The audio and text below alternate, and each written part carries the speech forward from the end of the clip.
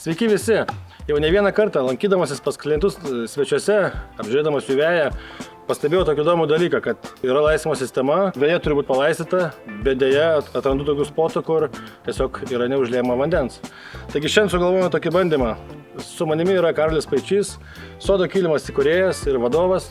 Taigi mes planuojame pastatyti 10 vienodų indelių ir pasižiūrėti, kaip veikia laistymo sistema. Po bandymo Karolis pasakys savo įžvalgas ir pasakys, kokių klaidų išvengti įsirenginėjant laistymo sistemą. Kiekviena zona bus paleidžiama 5 minutėm, o po to bus žiūrima ir tikrinama, kiek pribėgo vandens į kiekvieną indelį.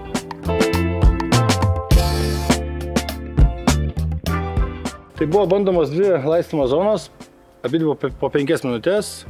Laikas kaip ir praėjo, dabar bandysime surinkti visus indelius. Dėsime ant stalo vienodą tvarką, kaip ir buvo ant vejos išdėliota. Bandysim pažiūrėti, kokie bus rezultatai.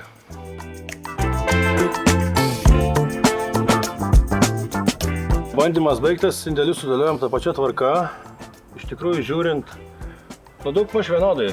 Pažiūrėk, Karoli, ar tu matai, kad būtų skirtinga negu 10 ml? Rezultatai džiugina. Ką daryti, Karoli, jeigu visgi padarius bandymą tokį namuose ūkiškai, žmogus randa, kad visiškai nėra vandens kažkokio indelė? Kokie patarimai būtų? Taip. Pats paprasčiausias pradžiai, ką galima daryti, tai būtų laistymo sistemos reguliavimas esamos, tai purkštukus koreguoti, reguliuoti, galima keisti antgalius.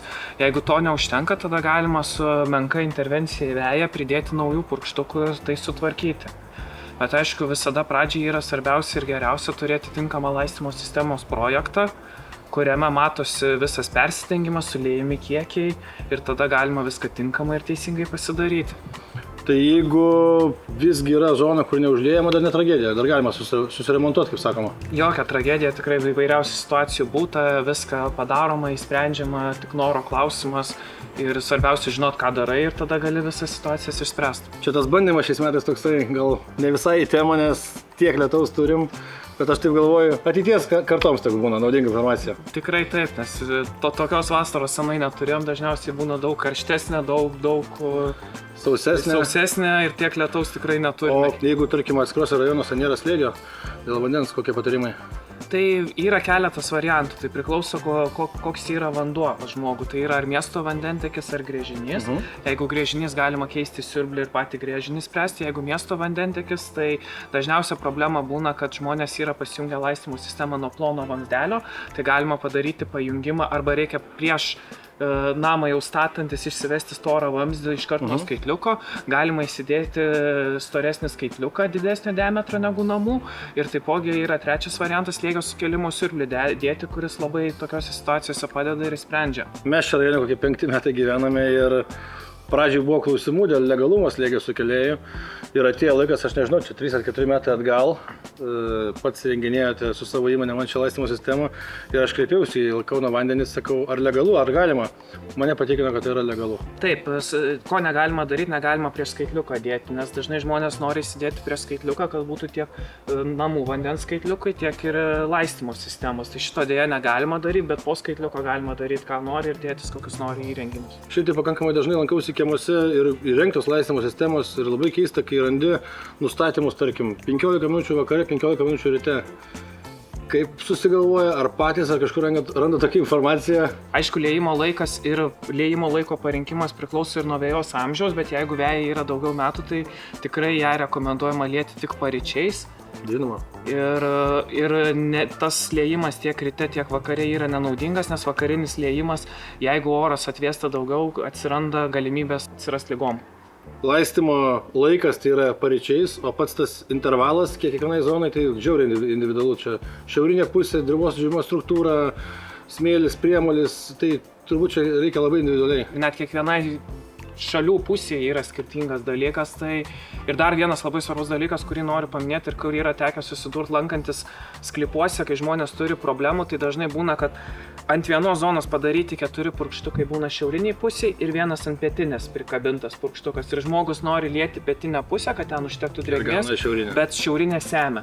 Tai tas irgi projektuojant yra labai svarbu ir reikia atkreipti dėmesį, kad atskiros namo pusės turi turėti atskiras zonas. Ir aš tokį gal praktinis, sakyčiau, kaip taikau savo klientam, kur irgi klausia, tai kaip dažnai, sakau, neįmanoma pasakyti, kaip dažnai pas jumis reikia laistyti.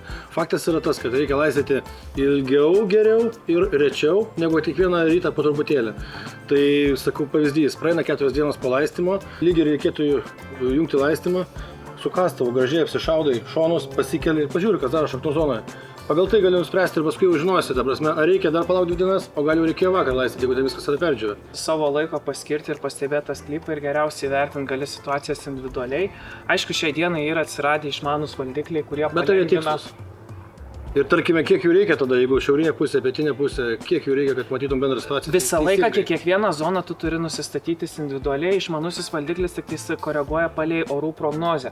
Reiškia, jeigu prognozuoja karštą dieną padidina liejimo normą. O tie praubai visi, kur drėgmę tikrina dirvožemį, efektyvūs jie? Jie yra efektyvūs, bet sklypas turi būti labai tolygus, nes galima pridėti daug valdiklių, bet tada išsipučia kaina ir tas pats efektyvumas dingsta, bet jeigu sklypas yra netolygus, o dažniausiai pas mus jie yra netolygus, U formos sklypai, kur yra skirtingos zonos, tada jis nepasiteisina, yra daug geriau šiek tiek skirti laiko, kiekvienai zonai susidėlioti skirtingus laikus, o tada išmaniajam valdikliui palikti tas korekcijas, kad jeigu diena įkaista, kad padidintų tą liejimo normą. 10-20%. Jo, jeigu prognozuoja lietų, sumažintų liejimo normą arba visai nelietų, prognozuoja vėsų orą irgi mažina, tai šitas dalykas yra tikrai veikiantis ir padedantis, bet ta pati pradinė intervencija reikalinga ir iš klientų. Tai ką, apie laistymą šiek tiek pašnekėjome. Jeigu ruošitės įsirenginėti laistymo sistemą, tai rekomenduojame padaryti prieš įsirenginėjant veją, tada mažiau kasinėjimų po to. Žinoma, dažnai tai daro naujakuriai ir kaip ir mums patiems buvo svarbiau yra virtuvinis negu laistymo sistema. Taip galima padaryti ir po to. Tikrai taip, ne problema padaryti ir vėjoj. Bet ką būtina daryti statantis namą, manau, išsivesti vamzdį storą vandentiekio ir pasilikti gofrą laistymo valdikliui. Tai po to atėjus meistrams, kad ir bus vėjas, smarkiai palengvinsi darbus ir sutaupysite kaštų. Ačiū tau. Ačiū tau.